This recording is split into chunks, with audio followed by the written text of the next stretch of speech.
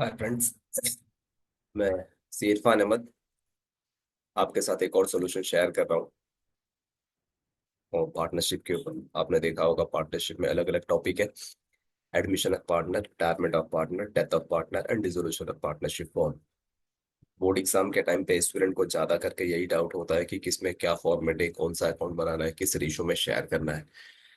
मैं आपकी सारी डिफिकल्टीज दूर करने वाला हूँ। एक एक टॉपिक का सोल्यूशन आपके साथ शेयर कर दूंगा। इश्यू ऑफ शेयर्स मैंने शेयर किया है।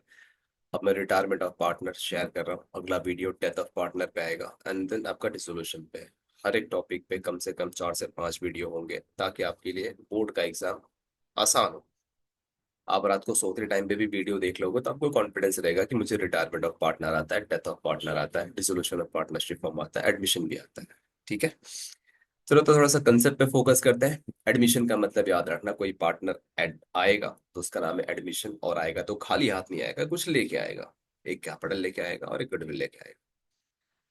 अगर कोई पार्टनर जाएगा तो नाम है रिटायरमेंट, और उसमें कुछ देना पड़ेगा। डेफिनेटली उसका जो पैसा इन्वेस्टमेंट कैपिटल है वो दे देंगे। गुडविल भी दे देंगे, बेचारे ने बहुत मेहनत किया था, और जो प्रोपोर्शनेट एडजस्टमेंट होगा प्रॉफिट का वो भी दे देंगे। सेम कंसेप्ट डेथ में।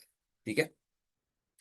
तो मैं आपके साथ मार्च 2024 का सॉल्यूशन शेयर कर रहा हूँ रिटायरमेंट ऑफ पार्टनर का।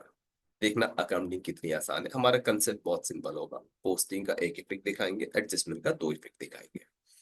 चलो ठीक है। ये सॉल्यूशन ऐसा है जिसमें आपके क्वेश्चन साइड में दिख रहे हैं, सॉल्यूशन भी साइड में दिख रहा है, और मैं भी दिख रहा हूँ, ताकि आप फेशियल एक्सप्रेशन भी देख सको कि कैसे रिकॉर्ड होता है। नॉर्मली आपने देखा होगा यूट्यूब की कोई भी वीडियो देखोगे तो उसमें क्वेश्चन, सॉल्यूशन और प्रोफेसर तीनों एक साथ नहीं दिखता है, लेकिन हमने ऐसा स्क्रीन डिजाइन किया है कि जिसमें प्रोफेसर भी दिख रहा है, आपका सॉल्यूशन भी दिख रहा है, आपका साथ में क्वेश्चन भी दिख रहा है। ठीक है। चलो स्टार्ट कर रहा हूँ। 2023 का क्वेश्चन देख लेना। 2023 में क्वेश्चन पूछा है रिटायरमेंट ऑफ पार्टनर में। क्वेश्चन नंबर 2 होता है, आपको अच्छे से पता होगा। तो मैं सिर्फ शो करता हूँ, क्वेश्चन को रीड कर लेता हूँ। मैं क्वेश्चन रीड करने जा रहा हूँ। ध्यान से देखना क्वेश्चन में क्या पूछा है। The balance sheet of Shiv Shakti traders Mumbai is as follows. Partner share profit and loss in the ratio of 5:2:3। एक का 5 हिस्सा, एक का 2 और एक का 3, यानी टोटल हो गया 10। बैलेंस शीट दिया है। लाइबिलिटीज में creditors, bills payable, general reserve याद रखना ये पार्टनर को ही देना पड़ेगा 21,000। एक पार्टनर चाह रहा है तो उसको तो खास करके देना, और बाकी पार्टनर में भी डिवाइड कर देंगे। कैपिटल कैपिटल में जाएगा। Bank, debtors, stock, building, machine. Rahul retired from business on 1st April on the following terms. Asset were revalued as in plant and machine is depreciated by 10%. तो हम plant and machine को एक star दे देंगे, adjustment है। RDD is increased up to 1500, तो मैं debtors पे एक स्टार दे दूंगा, आरडीडी है। Building is appreciated by 10%, building पे एक स्टार दे दूंगा। Stock is taken at a value of 42,000, stock पे एक स्टार दे दूंगा। ठीक है, सब पे स्टार लगा दिया मैंने। सबसे इंपॉर्टेंट एडमिशन डेथ रिटायरमेंट में गुडविल का एडजस्टमेंट है, तो गुडविल का लाइन अच्छे से रीड करना। गुडविल में कोई एंट्री बाय हार्ट नहीं करनी है, आप जस्ट कंसेप्ट समझो, आप कंसेप्ट के हिसाब से रिकॉर्ड करो। भूल जाओ कि आपको जर्नल एंट्री से याद करनी है। Goodwill of the retiring partner याद रखना, फॉर्म का दिया रहेगा, नहीं तो रिटायरिंग पार्टनर का। अगर फॉर्म का दिया होता तो हम उसका शेयर निकालते हैं। फॉर्म का मतलब होता है पूरा बिजनेस का गुडविल। यहाँ पे फॉर्म का नहीं दिया, क्या दिया है, रिटायरिंग पार्टनर की। जो पार्टनर रिटायर हो रहा है उसका goodwill 12,000। And remaining partner decided that good will be return back, यानी कि राइट ऑफ करना है in new profit sharing ratio which will be 5:3। अगर वो नहीं बोला रहता तो भी आपका रेशियो 5:3 बचता। क्योंकि जो उनका ओल्ड रेशियो दिया है, ध्यान से देखना, उनका ओल्ड रेशियो दिया है 5:2:3। मैं पहले रेशियो लिख देता हूँ, 5:2:3। अगर ये पार्टनर चला गया तो रेशियो क्या बचा, 5:3। तो हम गुडविल को इस रेशियो में राइट ऑफ करते हैं। ठीक है। लास्ट एडजस्टमेंट दिया है, the amount due to Rahul at the time of retirement is transfer to his loan account. Business के पास लिक्विडिटी नहीं थी, हम पे नहीं कर सकते। एंड सीधी सी बात है, अगर जो पार्टनर चाह रहा है उसको एक ही बार पैसा पे करोगे तो आपका बिजनेस हिल जाएगा। तो आपने रिटायरिंग पार्टनर को समझा दिया, एग्रीमेंट कर लिया कि आपका पैसा हम फ्यूचर में दे देंगे। टेम्पररी उसका अमाउंट हमने कहाँ पे ट्रांसफर करने का सोचा है, लोन में, तो हम लोन में उसका पैसा ट्रांसफर कर देंगे। इन शॉर्ट समरी ये है कि हमको पार्टनर को कुछ पे नहीं करना है। लास्ट में देखो पूछा है, prepare profit and loss adjustment account, capital account, balance sheet. हम दो एक्स्ट्रा अकाउंट प्रिपेयर करते हैं। एक हमारा है कैश अकाउंट। हाँ, अगर पार्टनर को कुछ देना होता तो हम कैश अकाउंट में एंट्री लाके मारते, लेकिन कुछ देना नहीं है तो कैश अकाउंट में कोई एंट्री नहीं आएगी। लेकिन हाँ, गुडविल तो देना है। हम गुडविल अकाउंट में लाके शो करेंगे कि गुडविल कैसे हमने रिकॉर्ड किया, कैसे हमने ट्रीटमेंट किया, दो इफेक्ट कैसे दिखाया। एग्जाम में ये पूछता नहीं है, ये वर्किंग नोट का पार्ट है। अगर आप बनाओगे तो भी ठीक है, नहीं बनाओगे तो भी चलेगा, बट मेरी एडवाइस है पर्सनल कि बना लेना चाहिए। इसलिए ताकि अकाउंटिंग समझ में आए कि हमने दो इफेक्ट कैसे रिकॉर्ड किए। ठीक है, चलो हम पोस्टिंग स्टार्ट करेंगे, एक इफेक्ट देंगे, लेकिन एडजस्टमेंट का हम दो इफेक्ट देंगे। अकाउंटिंग 100% टैली हो जाएगी। कोई अकाउंट ऐसा बना ही नहीं जो टैली ना हो, क्योंकि हम रूल्स के हिसाब से रिकॉर्ड करते हैं। एक डेबिट है, एक क्रेडिट है, ऑफ कोर्स आपका अकाउंट लास्ट में आकर टैली हो जाए। स्टार्ट करते हैं। सबसे पहले मैं पार्टनर के नाम लिख लेता हूँ। फर्स्ट पार्टनर का नाम है राहुल, मैं लिख रहा हूँ फर्स्ट पार्टनर का नाम राहुल। मेरे सेकंड पार्टनर का नाम है, सॉरी, फर्स्ट पार्टनर का नाम है राज, मैं लिख रहा हूँ राज। सेकंड का नाम है राहुल। एंड थर्ड का नाम है नितिन, मैं लिख रहा हूँ नितिन। इसको मैं लाके यहाँ पे पेस्ट कर देता हूँ। स्टार्ट करता हूँ लाइबिलिटी से। क्रेडिटर्स बिल्स पेबल, अच्छा हाँ, इसमें से राहुल रिटायर हो गया, तो ये फॉर्मेट है कि बैलेंस शीट में सबसे टॉप में पार्टनर के ही नाम दिखने चाहिए। मैं राज और नितिन का नाम लिखता हूँ, राहुल को नीचे ला के रखूंगा राहुल लोन अकाउंट। ये फॉर्मेट है कि पार्टनर्स के नाम टॉप में दिखने चाहिए, बाकी लाइबिलिटीज नीचे आएगी। तो सबसे पहले मेरी लाइबिलिटीज दी है क्रेडिटर्स, मैं लिख रहा हूँ क्रेडिटर्स। इस पे कोई स्टार नहीं, एडजस्टमेंट नहीं, मैं सीधा फाइनल कॉलम में लिखूंगा 30,000। नेक्स्ट दिया है मेरा बिल्स पेबल, मैं लिख रहा हूँ बिल्स पेबल। आपका अमाउंट दिया है 1,800। ठीक है। हाँ, जनरल रिजर्व याद रखना, मुझे पार्टनर में शेयर करना है, तो मैं पार्टनर्स के क्रेडिट साइड जाके लिखूंगा शॉर्ट में बाय जनरल रिजर्व। इनका रेशियो ध्यान से देखना, 5, 2 एंड 3। तो मैं ब्रैकेट में शो कर रहा हूँ कि 21,000 का रिजर्व देना है, तो मैं डिवाइड करूंगा 10 से। अगर 10 से डिवाइड करना है तो सिर्फ एक जीरो हटा दूंगा, तो मेरा अमाउंट कितना आएगा। अगर मैंने एक जीरो हटा दिया तो देखो ये कितना बचेगा, 2,100। एक हिस्से का 2,100 है, तो मेरा पांच हिस्से के लिए मैं 5 से मल्टीप्लाई करूंगा। मैं सिर्फ यहाँ पे लिख दूंगा 2,100 मल्टीप्लाई बाय 5। तो देखो पहले वाले को 10,500, सेकंड वाले का हिस्सा दो हिस्सा है, तो मैं लिखूंगा 2,100 इंटू मेरा दो हिस्सा 4,200।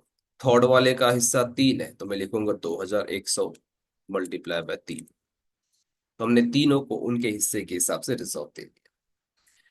सेम लाइब्रेरीज में दिया है कैपिटल, तो मैं कैपिटल में कैपिटल का नाम नहीं लिखूंगा, लिखूंगा बाय बैलेंस बीडी। फर्स्ट वाले पार्टनर का कैपिटल है 54,000, सेकेंड वाले का कैपिटल है 48,000, एंड लास्ट वाले का कैपिटल है 26,400। ठीक है। मैं एसेट में आ रहा हूँ, बैंक में कोई चेंज नहीं हुआ, मैं as it is balance sheet में कॉपी कर रहा हूँ बैंक। मेरा बैंक बैलेंस है 18,600। नेक्स्ट मुझे दिया है डेटर्स, मुझे पता है कि डेटर्स को एक स्टार है, मैं अमाउंट पहले कॉलम में रखूंगा 25,200, एक लाइन का गैप होगा। नेक्स्ट दिया स्टॉक, मैं स्टॉक को पहले कॉलम में रखूंगा 30,600, इस पे भी एक स्टार है, मैं एक लाइन छोड़ देता हूँ। नेक्स्ट मुझे दिया है बिल्डिंग, मैं बिल्डिंग को भी पहले कॉलम में रखूंगा 60,000, एक लाइन का गैप दे दूंगा। उसके बाद मुझे दिया है प्लांट एंड मशीनरी, इस पे भी एक स्टार है, मैं पहले कॉलम में रखूंगा 48,000, एक लाइन का गैप। ठीक है। सब पे मुझे मार्किंग करनी है कि मुझे एक लाइन का गैप देना है, तो मैं यहाँ से सब पे एक बॉर्डर ड्रॉ कर देता हूँ, सब पे एक लाइन का गैप है। एडजस्टमेंट को मैं कलर से हाईलाइट कर दूंगा कि एडजस्टमेंट कैसे करना है। यहाँ पे भी एक लाइन का गैप देना है, मैं यहाँ पे भी एक लाइन का गैप दे देता हूँ। ठीक है। उसके बाद मुझे यहाँ पे लास्ट एक लाइन का गैप देना है, मैं यहाँ पे एक लाइन का गैप दे देता हूँ। अब हम स्टार्ट करेंगे एडजस्टमेंट। सबसे पहला एडजस्टमेंट है plant and machine is to be depreciated by 10%। मैं प्लांट एंड मशीन के नीचे लिखूंगा लेस डेप्री 10%। 10% का रूल बहुत सिंपल होता है, आप एक जीरो उसमें से निकाल दो। 48,000 में से एक जीरो हटा दिया, 4,800। यहाँ पे मैंने फॉर्मूला दे दिया कि 48,000 में से 4,800 माइनस हो जाए तो 43,200 आएगा। अच्छा, प्रॉपर्टी से हमने माइनस किया। एडजस्टमेंट के दो इफेक्ट होते हैं। अगर आपका प्रॉपर्टी कम हुआ 4,800 से, तो हर एक को पता है कि ये लॉस होता है, और कोई भी लॉस होगा तो अकाउंट्स में याद रखना डेबिट साइड आएगा। अकाउंट का सिंपल रूल आपने सीखा है 11वीं में, डेबिट ऑल एक्सपेंसर लॉस। जो भी एक्सपेंसर लॉस होगा किस साइड आएगा, डेबिट। मेरा प्रॉपर्टी कम हुआ, मैं यहाँ पे ला के लिख रहा हूँ टू प्लांट। आगे मशीन नहीं लिखूंगा तो भी चलेगा, बस लिख दिया प्लांट 4,800। ठीक है। नेक्स्ट मुझे दिया आरडीडी इंक्रीज अप टू ₹1500। मैं डेटर्स के नीचे लिख रहा हूँ लेस आरडीडी 1500। हाँ, मैं माइनस कर दूंगा 25,200 माइनस 1500, 23,700 आएगा। अच्छा, डेटर्स में स्टूडेंट को बहुत ज्यादा डाउट होता है, उसको क्या लगता है कि 1500 यहाँ पे माइनस किया तो 1500 पूरा प्रॉफिट एंड लॉस के डेबिट में कि प्रॉपर्टी कम हो गया। ऐसा नहीं है। आप ध्यान से देख लेना, आपकी बैलेंस शीट में क्वेश्चन में डेटर्स फाइनल कॉलम में कितना दिख रहा है? 24। अब मेरा यहाँ पे जो डेटर्स आगे दिख रहा है वो कितना दिख रहा है? 23,700। अगर 24,000 की जगह बैलेंस शीट चेंज करके 23,700 किया तो आपका कस्टमर का बैलेंस सिर्फ 300 कम हुआ है। अगर मेरा कस्टमर प्रॉपर्टी 300 कम हुआ है तो मेरा लॉस सिर्फ कितना रिकॉर्ड करना है? 300। या तो फिर आप ऐसे भी देख सकते हो कि पहले से आरडीडी 1200 था, अगर मैंने 1500 लाके किया तो याद रखना सिर्फ 300 मैंने एडिशनल डाउटफुल डेट्स को बढ़ाया। तो जब मैं लॉस बुक करूंगा तो सिर्फ 300। तो दो कंसेप्ट है, इधर फाइनल अमाउंट से आप कंपेयर कर लो, नहीं तो पुरानी आरडीडी नई आरडीडी से कंपेयर कर लो। मेरे हिसाब से पहला कंसेप्ट अच्छा है कि मेरा डेटर्स फाइनल कॉलम में 24 था, अब मेरा डेटर्स 23,700 है, कस्टमर सिर्फ 300 कम हुआ है। तो मैं लॉस बुक करूंगा प्रॉफिट एंड लॉस के डेबिट में, मैं लाके लिख रहा हूँ टू आरडीडी 300 हो गया। ठीक है। मेरा नेक्स्ट दिया है बिल्डिंग इज अप्रिशिएटेड बाय 10%। मैं बिल्डिंग में जाके लिखूंगा एड एप्री, शॉर्ट में लिख रहा हूँ 10%। 10% का फंडामेंटल सिंपल है, एक जीरो मैंने हटाया 6,000। एप्री मतलब इसमें ऐड करूंगा 66,000। मेरा बिल्डिंग बढ़ गया। कोई भी प्रॉपर्टी बढ़ेगा तो अपना प्रॉफिट है। मैं क्रेडिट साइड लेके आ रहा हूँ, बाय बिल्डिंग। याद रखना लॉस डेबिट होता है लेकिन प्रॉफिट क्रेडिट होगा। मैं लिखूंगा बाय बिल्डिंग 6,000। ठीक है, तो मैंने बिल्डिंग को भी बढ़ा दिया। लास्ट मुझे लिखा है स्टॉक इज टेकन एट 42,000। तो स्टॉक देख लेना, पहले से 30,600 है, अब मैं इसको 42,000 करने जा रहा हूँ। अगर स्टॉक 42,000 हो गया 30,000 से तो याद रखना मेरा स्टॉक बढ़ गया है। मैं लिखूंगा एड एप्री। हाँ, 30,600 और 42,000 में 11,400 का फर्क है। आप माइनस करके देखोगे तो 11,400 का फर्क है। तो मेरा स्टॉक बढ़ गया, कितने से बढ़ गया? 11,400। फिर से मेरा एक प्रॉपर्टी बढ़ गया तो मेरे लिए प्रॉफिट है। मैं क्रेडिट साइड ला के लिखूंगा बाय स्टॉक 11,400। ठीक है, तो ये आपका एडजस्टमेंट वन था। सिंपल है कंसेप्ट, अगर प्रॉपर्टी कम होगा तो लॉस डेबिट साइड जाएगा, अगर प्रॉपर्टी बढ़ गया तो हमारे लिए प्रॉफिट है, हम किस साइड आएंगे? Credit side. अकाउंट्स का सिंपल रूल है, लॉस डेबिट होता है एंड प्रॉफिट क्या होता है? क्रेडिट। ठीक है। हाँ, गुडविल हमारे लिए बहुत इंपॉर्टेंट है। यहाँ पे दिया है goodwill of the retiring partner is valued at 12,000। जो जा रहा है उसको कितना गुडविल देना है? 12,000। मेरा राहुल पार्टनर जा रहा है, मुझे उसको गुडविल देना है। ठीक है, किसी भी पार्टनर को कुछ देना है तो हम उसको क्रेडिट साइड देंगे बाय गुडविल 12,000। अच्छा, हमने कहा कि हर एडजस्टमेंट का दो इफेक्ट होता है। यहाँ पे क्रेडिट साइड में मैंने किसका नाम लिखा है? गुडविल। तो मुझे गुडविल के किस साइड आना पड़ेगा? Debit side. तो मैं गुडविल के डेबिट में आऊंगा, लिखूंगा टू राहुल कैपिटल 12,000। आपको कोई जर्नल ट्रेस बाय हार्ट करने की जरूरत नहीं है, सिंपल है यार। पार्टनर जा रहा है उसको गुडविल दे दो, खुशी खुशी जाएगा वो। वहां पे क्रेडिट है तो गुडविल के कहाँ पे आएगा? डेबिट में। हाँ, इसके आगे लिखा है रिमेनिंग पार्टनर। जो रिमेनिंग पार्टनर दो बचे थे उन्होंने कहा कि गुडविल को यार शो मत करो, लॉस मत दिखाओ, इसको हमारे नाम पे एडजस्ट कर दो। Decided that goodwill be written back in the new profit sharing ratio of 5:3। इसको हमको राइट ऑफ करना है किस रेशियो में? 5:3। हमने अभी अभी गुडविल के डेबिट में जाके लिखा है 12,000। अब आपका रिमेनिंग पार्टनर बोलता है कि अब गुडविल को मत शो करो, हमारे अकाउंट से लाके माइनस करके अब दिखा दो। तो मैं इस गुडविल को रिवर्स करने जा रहा हूँ। मेरा डेबिट में गुडविल लिखा है, अगर इसको राइट ऑफ करना है तो किस साइड आ जाऊंगा? Credit side. रिमेनिंग पार्टनर दो बचे, एक राज है और दूसरा कौन है? नितिन। मैं लिखूंगा by Raj capital and by Nitin capital. क्या रेशियो बोला है मेरे को? 5:3। वो नहीं भी बोला रहता तो वही रेशियो बचेगा 5:3। मैं ब्रैकेट में लिखूंगा 12,000 डिवाइड बाय 8। 5 और 3 मिला के कितना होगा? 8। मैं 8 से डिवाइड करता हूं तो 8 1 8 आएगा। यहाँ से 4 बच गया, 12 में से 40 होगा। 8 5 40। एक हिस्से का कितना आएगा? 1,500। इसका 5 हिस्सा है तो मैं क्या करूंगा? 1,500 इंटू 5, 7,500। सेकेंड वाले का 3 हिस्सा है तो 1,500 इंटू 3 कितना आएगा? 4,500। हाँ, एडजस्टमेंट का दो इफेक्ट देना बहुत जरूरी है। यहाँ क्रेडिट साइड में राज का नाम लिखा और नितिन का नाम लिखा। अगर यहाँ क्रेडिट है तो मुझे पार्टनर के किससे हटाना पड़ेगा? Debit side to goodwill. First वाले के नाम पे मैं लिखूंगा 7,500 एंड नितिन के नाम पे लिखूंगा 4,500। ठीक है, तो ये गुडविल का एडजस्टमेंट है। ध्यान से देख लेना, पार्टनर जाएगा तो गुडविल देना पड़ेगा क्रेडिट, गुडविल के डेबिट राइट ऑफ करने के लिए रिवर्स करना, पार्टनर के डेबिट में आ जाएगा। सही है। Last adjustment, amount due to Rahul is transfer to loan account. इसका जो भी बैलेंस आएगा हम कहाँ ट्रांसफर कर देंगे? लोन में। हमारे पास लिक्विडिटी नहीं है कि हम उसको पैसा पे कर पाए। ठीक है, मैं अकाउंट्स क्लोज करूंगा। अकाउंट्स क्लोज करने का सिंपल रूल होता है कि जिस साइड का अमाउंट ज्यादा होगा उसको पहले लिखा जाएगा। तो अगर आप देखोगे तो यहाँ पे 4,800 और 300, 5,100, यहाँ पे 11 और 6 कितना होता है? 17। कौन सा ज्यादा है? क्रेडिट। मैं क्रेडिट का टोटल मार लेता हूँ 17,400। वही टोटल मैं डेबिट में लेके आऊंगा 17,400। इसमें से मुझे 5,100 माइनस करना है तो मैं यहाँ पे दे दूंगा 17,400 माइनस 4,800 माइनस 300। मेरा अमाउंट आएगा 12,300। मैं यहाँ लिख दूंगा टू रिवैल्यूएशन प्रॉफिट। तीनों के नाम लिखूंगा। हाँ, रिटायरमेंट में याद रखना तीनों पुराने पार्टनर है, तीनों को प्रॉफिट शेयर करना पड़ेगा राज को। और वैसे भी रेशियो देखो 5:2 और 3 दिया ही है राहुल को, एंड लास्ट है हमारा नितिन को। हाँ, यहाँ पे रेशियो 5, 2 और 3 है, यानी टोटल 10 हिस्सा होता है। मैं फिर से लिखूंगा 12,300 डिवाइड बाय 10। 10 का रूल सिंपल है, एक जीरो हटा दिया तो 1,230। एक हिस्से का प्रॉफिट कितना निकला? 1,230। हाँ, पहले वाले का 5 हिस्सा है तो मैं लिखूंगा इक्वल टू 1,230 इंटू 5। फिर मैं लिखूंगा 1,230 इंटू 2।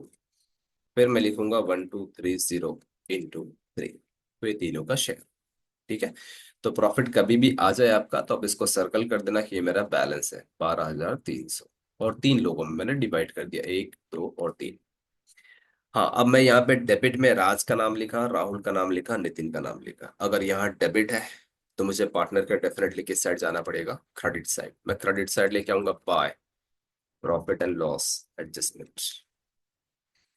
पहले वाले के नाम पे आएगा 6,150, सेकंड वाले के नाम पे आएगा 2,460 एंड थर्ड वाले के नाम पे आएगा 3,690। इसमें से जो पार्टनर रिटायर हो गया, राहुल रिटायर हो गया, सबसे पहले मैं राहुल को क्लोज करूंगा। तो राहुल का मैं टोटल मार लेता हूँ कि राहुल का कितना अमाउंट है। तो राहुल का टोटल मार के मालूम पड़ा 66,660। ठीक है, क्रेडिट साइड के अमाउंट में यहाँ पे लाके कॉपी कर दूंगा 66,660। 2 लाइन ऊपर जाके लिखूंगा to loan account, loan account. पूरा अमाउंट मेरा आएगा 66,660। हाँ, बाकी 2 पार्टनर मेरे कंटिन्यूइंग पार्टनर है, इनको मैं बस टोटल कर लूंगा। इक्वल टू करके मैं पूरा टोटल ले लेता हूँ कि इनका कितना टोटल बनता है। इसका भी टोटल मार लेता हूँ इक्वल टू करके कि इसका कितना टोटल बनता है लास्ट वाले का। ठीक है, यही टोटल मैं डेबिट साइड में लेके आऊंगा। इसका है 70,650 एंड लास्ट वाले का है 36,390। अब इनको बैलेंस कर लेता हूँ। टू बैलेंस सीधी करके लिख लूंगा, टू बैलेंस सीधी। 70,650 में से मैं माइनस कर लूंगा 7,500, बैलेंस आएगा 63,150। इसको भी मैं माइनस कर लूंगा 4,500, बैलेंस आएगा 31,890। तो देखो, जो भी मैं बैलेंस करूंगा उसको मैं एक सर्कल कर देता हूँ फाइनल आंसर मान के कि ये मेरा फाइनल आंसर है, ये भी मेरा फाइनल आंसर है। अब ये जो बैलेंस बचा सीधा नीचे आ जाएगा। राज के नाम पे कितना बच गया है? 63,150। नितिन के नाम पे है 31,890। हाँ, राहुल का लोन है, इसको मैं सेपरेट करूंगा 66,660। ये दोनों अमाउंट को मुझे बाहर लेके आना पड़ेगा तो मैं दोनों को बाहर ले लेता हूँ, दोनों का मिला के 95,040। कैश अकाउंट में तो कोई एंट्री हुआ नहीं। और गुडविल में देख लेना, 12,000 डेबिट में 12,000 क्रेडिट में, तो गुडविल का कुछ बैलेंस नहीं है। अगर गुडविल का कुछ बैलेंस होता तो हम एसेट साइड लेके आ जाते। अगर आपने डेबिट क्रेडिट सही मारा है तो बैलेंस शीट टैली हो जाएगा। हम फिर भी करके देख लेते हैं कि हमारा दोनों साइड टैली है क्या नहीं। मैं जस्ट टोटल मार लेता हूँ, 1,93,500। मैं एसेट का टोटल मार लेता हूँ। देखो ये अकाउंटिंग का पावर है कि अगर आपने इफेक्ट सही दिया, आपका अकाउंटिंग 100% टैली होगा। तो स्टूडेंट्स, अकाउंटिंग हार्ड नहीं है, अकाउंटिंग बस कंसेप्ट है। अगर आपका कंसेप्ट अच्छा है, अकाउंटिंग में मजा आएगा। अकाउंटिंग को बाय हार्ट करने की कोशिश मत करना, अकाउंटिंग कभी बाय हार्ट नहीं की जा सकती। थियरी नहीं है कि आपने रट्टा मार लिया। कंसेप्ट समझो कि मेरी पोस्टिंग कैसे हो रही है, एडजस्टमेंट के दो इफेक्ट कैसे दिए जाते हैं। अगर आपने ये सीख लिया तो आपके लिए अकाउंटिंग आसान है। हाँ, किस टॉपिक में क्या फॉर्मेट बनाना है वो आपको याद रहना चाहिए। एडमिशन, डेथ, रिटायरमेंट, तीनों में सेम फॉर्मेट है, डिसोल्यूशन का एक अलग फॉर्मेट है। ठीक है। तो आप एंजॉय करना अकाउंटिंग को, अच्छे से अकाउंटिंग करना। जितना अच्छा आपका कंसेप्ट होगा अकाउंटिंग में, आपको उतना मजा आएगा। लेकिन अगर आपने कंसेप्ट नहीं सीखा, आप सिर्फ सोच रहे हो कि बिना प्रैक्टिस के एंड मोमेंट पे बाय हार्ट कर लोगे, तो नहीं हो। आपको थोड़ा थोड़ा प्रैक्टिस रखना चाहिए अकाउंट्स का, ताकि आपका फॉर्मेट याद रहे। बोर्ड एग्जाम काफी नजदीक है। अकाउंटिंग में सिर्फ दिन में 2 क्वेश्चन ही करो, बाकी पूरा टाइम आप हिंदी, इंग्लिश और थियरी के लिए दो। अगर आप डेली पी के 1 क्वेश्चन भी करते हो, आपके लिए सफिशियंट है। इस बार बोर्ड के पेपर में पीके में बहुत गैप है, 9 से 10 दिन का गैप है, जिसमें आपका पीके बहुत अच्छा प्रैक्टिस हो जाएगा। ठीक है। चलो, ऑल द बेस्ट। अगला वीडियो मैं आपके साथ शेयर करूंगा डेथ ऑफ पार्टनर पे। फिलहाल आप रिटायरमेंट ऑफ पार्टनर की अच्छी प्रैक्टिस करना। इस पे और भी वीडियोस आ जाएंगे, 2022 का भी क्वेश्चन आएगा, 2023 का भी आ जाएगा। ठीक है। ऑल द बेस्ट स्टूडेंट, अच्छी अकाउंटिंग प्रैक्टिस करो। अकाउंटिंग में टारगेट रखो 90 प्लस आपका आना चाहिए। ठीक है। Thank you.